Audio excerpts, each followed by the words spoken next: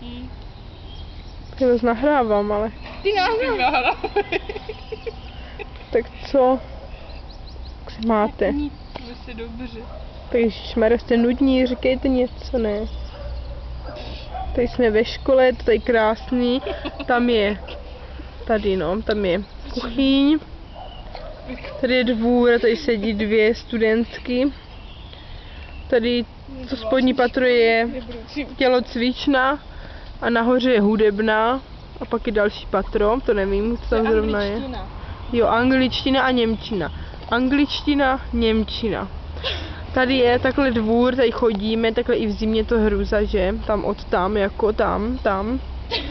Tady se takhle jde po dvoře, tady je kaštán, teda ořech. Ten je takový dobrý na podzim, protože sbíráme třeba ořechy, když se nám chce.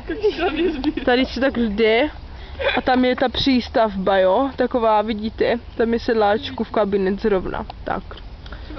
Už nevím, co bych řekla, máme jít dovnitř nahrávat. Jo, běž. No, asi konec, tady se zase tak vracíme, tak.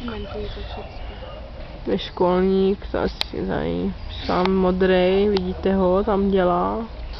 Tady je bláznivá Jitka, která hoď hlavou. No. Hoď!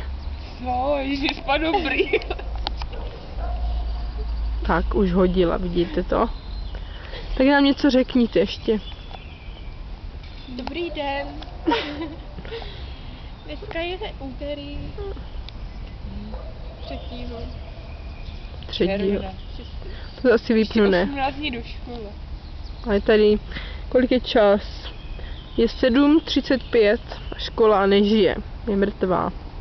Nebaví mě to. Takže nás